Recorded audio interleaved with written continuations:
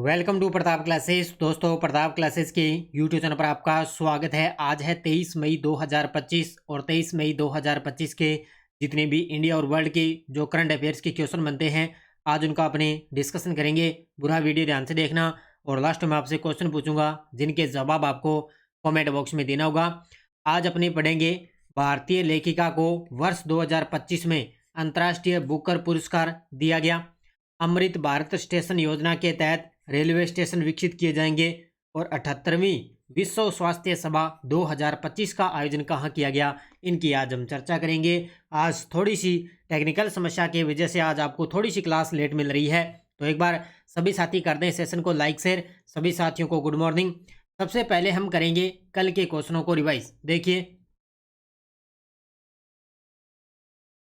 19 मई 2025 को mount Everest फतह कर इतिहास रचने वाली CISF की पहली सब इंस्पेक्टर महिला कौन बनी? गीता सामोता।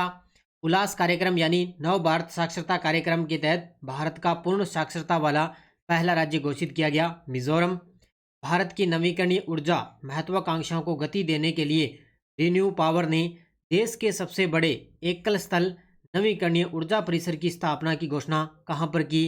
तो बेथपल्ले, आंध्र प्रदेश। भारत 6 2025 तीसरा अंतर्राष्ट्रीय सम्मेलन एवं प्रदर्शनी कब और कहाँ आयोजित की गई? 14 मई 2025 नई दिल्ली के अंदर। आगे देखो, 13 मई 2025 को पश्चिमी क्षेत्रीय विद्युत सम्मेलन किस स्थान पर आयोजित किया गया? मुंबई। डीआरडीओ की किस प्रयोगशाला ने समुद्री जल के विलवणीकरण के लिए उच्च दबाव वाली नैनोपोरस बहुस्तरीय पॉलीमेरिक झिल्ली को सफलतापूर्वक विकसित किया? तो DMSRDS कानपुर।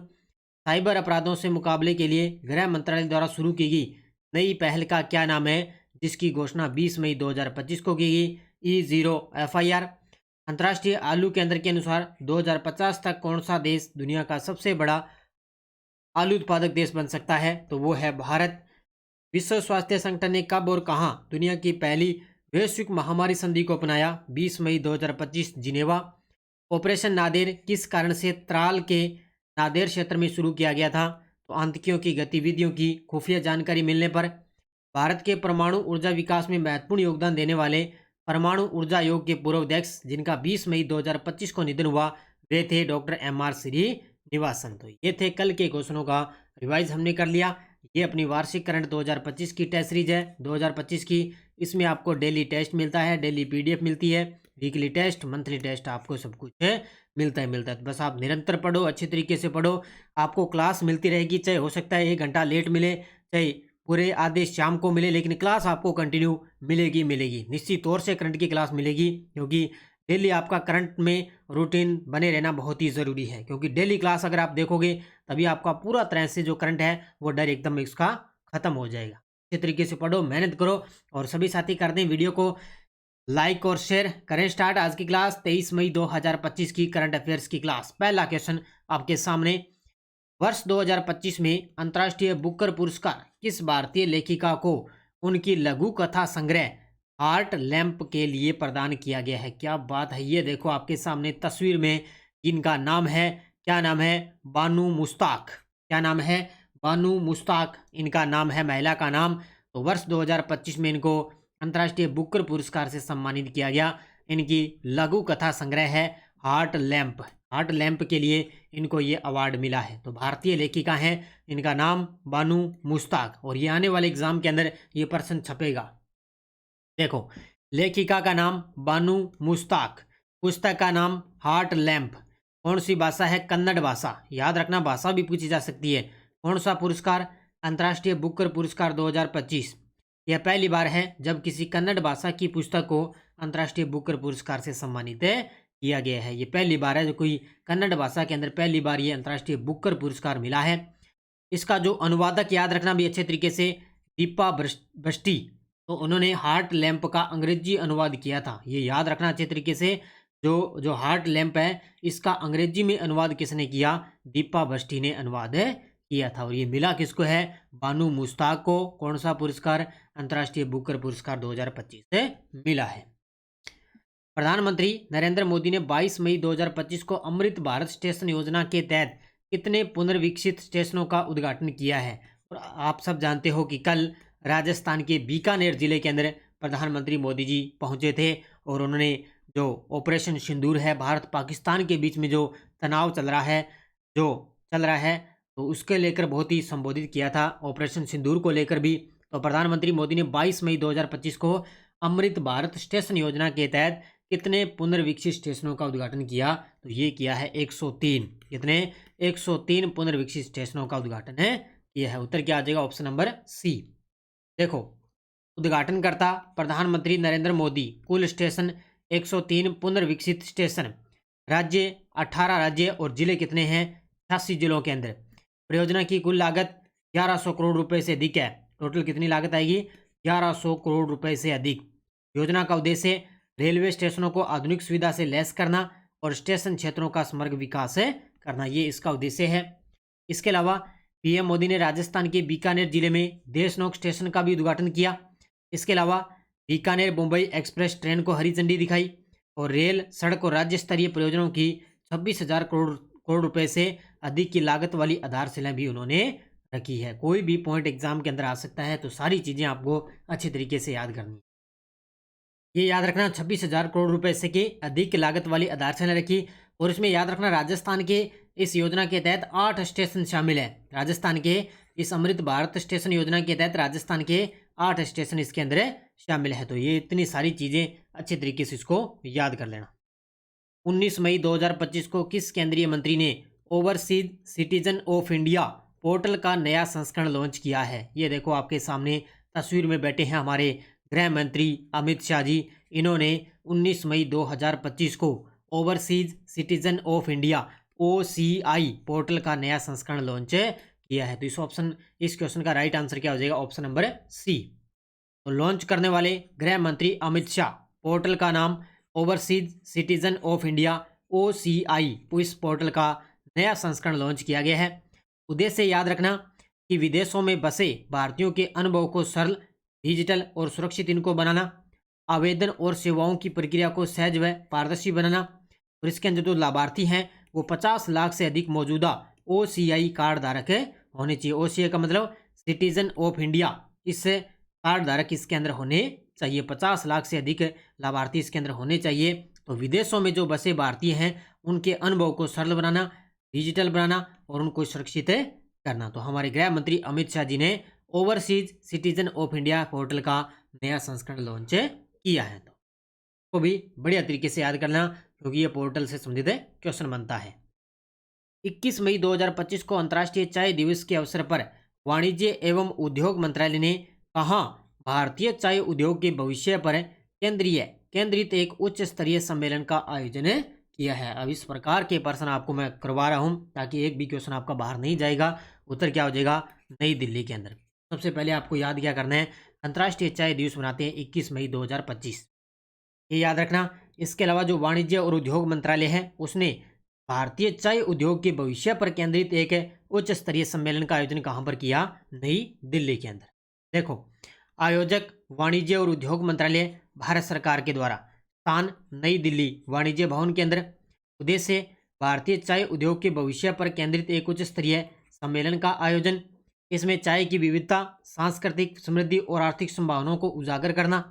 और इस सम्मेलन का महत्व क्या है कि चाय उद्योग को वैश्विक स्तर पर नई दिशा और समृद्धि देने का प्रयास और चाय के उत्पादन, विपणन और निर्यात में सतत विकास और नवाचार को बढ़ाना, ये इसका मुख्य रूप से इस सम्मेलन का महत्व रहा है। तो नई दिल्ली के अंदर इस सम्मेलन का आयोजन किया गया।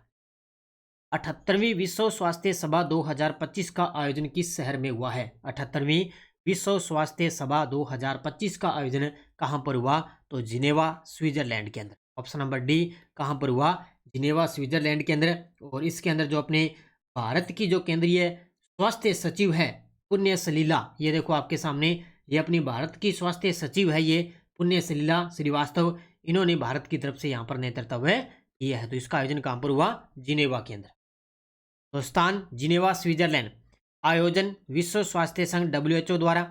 भारत की भागीदारी का उद्देश्य वैश्विक स्वास्थ्य कूटनीति में सक्रिय योगदान, घरेलू स्वास्थ्य उपलब्धियों की प्रस्तुति और अंतर्राष्ट्रीय सहयोग को बढ़ाना, ये उद्देश्य है। इसके अलावा अपने स्वास्थ्य सचिव पुण्य सलीला श्रीवास्तव ने भारत की प्रमुख स्वास्थ्य पहल जैसे आयुष्मान भारत, मातृ और शिशु स्वास्थ्य में सुधार और संक्रामक रोगों की समाप्ति जैसे प्रयासों को रेखांकित किए हैं कि इनकी समाप्ति की जाए। जैसे आयुष्मान भारत है, मातृ एवं शिशु स्वास्थ्य में सुधार करना और जो संक्रामक रोग है उनकी समाप्ति करना, ऐसे प्रयासों पर उन्होंने यहाँ पर जो है रेखांकित इनको किया है। तो यहाँ पे विश्व स्वास्थ्य संगठन द्वारा 78वीं जो विश्व स्वास्थ्य सभा है उसका आयोजन जिनेवा स्विट्जरलैंड के अंदर किया गया। भारत के राष्ट्रपति ने मणिपुर उच्च न्यायालय का नया मुख्य न्यायाधीश किसे नियुक्त किया है? इस प्रकार के भी प्रश्न आने लगे एग्जाम के अंदर।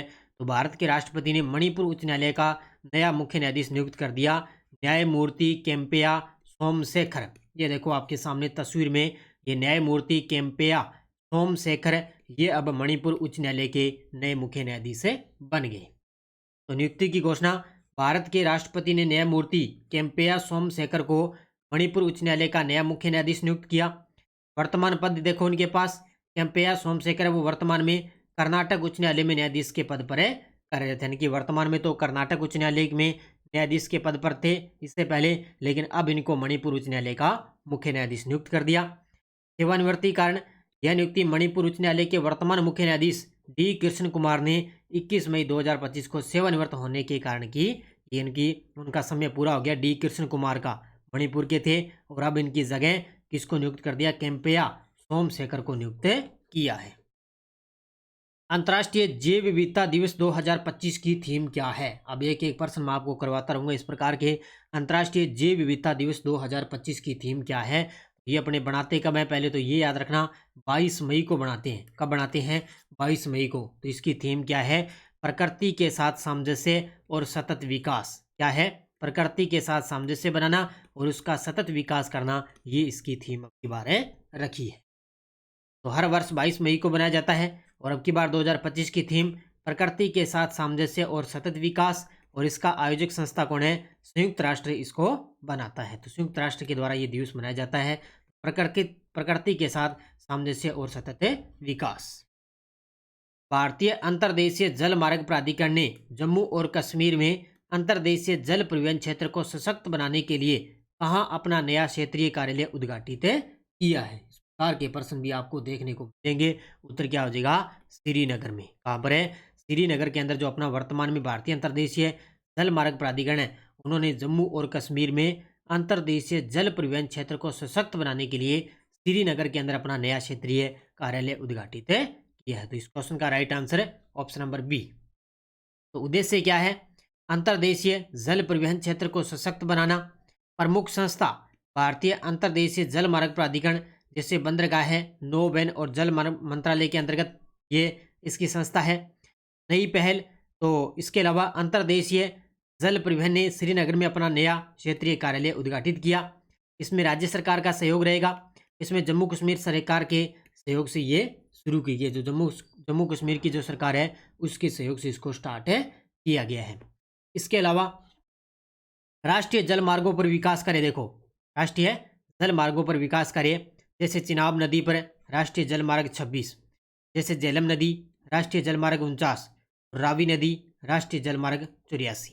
ये जैसे अपने नेशनल हाईवे है ना, उसी प्रकार ये राष्ट्रीय जल मार्ग होते हैं, उन पर विकास इनका किया जाएगा। राष्ट्रीय जल मार्गों पर ये विकास चलेगा, चिनाब नदी, झेलम नदी और रावी नदी पर। क्वेश्चन को बढ़िया तरीके से याद कर लेना, इस प्रकार का प्रश्न भी एग्जाम के अंदर आ सकता है। अब देखो आपके सामने वन लाइनर करंट। पहला है, स्पेन और लिवरपूल के पूर्व गोलकीपर पेपे रिना ने पेशेवर फुटबॉल से 2024-25 सीजन के अंत में संन्यास लेने की घोषणा कर दी है। याद रखना इसको क्षेत्र के, स्पेन और लिवरपूल के पूर्व गोलकीपर रहे हैं पेपे रिना, इन्होंने अब फुटबॉल से संन्यास लेने की घोषणा कर दी है। पहला पॉइंट ये। दूसरा है, टोक्यो ओलंपियन और देश के शीर्ष भाला फेंक खिलाड़ी शिवपाल सिंह दूसरी बार डोप टेस्ट में असफल होने के बाद 8 साल का प्रतिबंध लगा दिया है। दूसरी बार इन पर देखो 8 साल का प्रतिबंध लगा है डोप टेस्ट के अंदर। कौन से हैं? भाला फेंक के खिलाड़ी शिवपाल सिंह, जो दूसरी बार इन पर है डोप टेस्ट में असफल होने पर 8 साल का प्रतिबंध लगा दिया। दोनों को दोनों अच्छी तरीके से याद कर लेना। ये है टेलीग्राम ग्रुप। कोई सूचना, कोई लिंक, कोई नोटिफिकेशन, सब आपको टेलीग्राम पे सूचना मिलती है। पिछले वीडियो क्वेश्चन क्या था? नीरज चोपड़ा ने दोहा डायमंड लीग में कितनी दूरी तक भाला फेंका? तो ये फेंका है 90.23 मीटर का। बहुत सारे विद्यार्थियों ने बड़े गजब के जवाब दिए, उन सभी को बहुत बहुत शुभकामनाएं।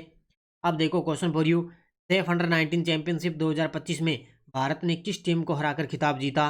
नेपाल, श्रीलंका, बांग्लादेश, पाकिस्तान। इसका जवाब आपको कमेंट में देना है। तो ये थी आज की अपनी क्लास 23 मई 2025 की, और ये 1.0 अपनी बाजार के अंदर बुक उपलब्ध है ही, और अभी ताज़ा 2.0 भी फर्स्ट ग्रेड की आ चुकी है। पूरे टॉपिक वाइज आपको करंट मिलेगा, इसमें अच्छे तरीके से अध्ययन कर सकते हो, और इसका रिवीजन आपको नाना क्लासेस पर आपको लिए चल रहा है, तो अच्छे तरीके से पढ़ो।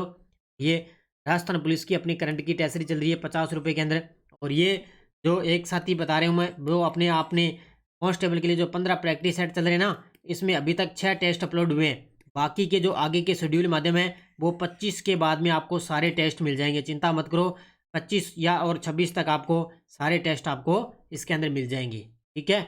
ये भारत राजस्थान के लिए चतुर्थ श्रेणी कर्मचारी और ड्राइवर वाहन चालक की टेस्ट सीरीज चल रही है। स्पेशल भारत राजस्थान का करंट आपको दिया जा रहा है। बाकी अपनी बुक उपलब्ध है ही, और वो डेली वाली करंट की टेस्ट सीरीज लेना। इसके अलावा अपनी फर्स्ट ग्रेड की चल रही है और कांस्टेबल की है ही, तो वो आप ज्वाइन कर सकते हो। तो प्रताप क्लासेस का ऐप डाउनलोड करके वहाँ पर ये आप टेस्ट सीरीज ज्वाइन कर सकते हो। जाते जाते सभी विद्यार्थी करेंगे वीडियो को लाइक शेयर। धन्यवाद। जय हिंद, जय भारत, जय राजस्थान।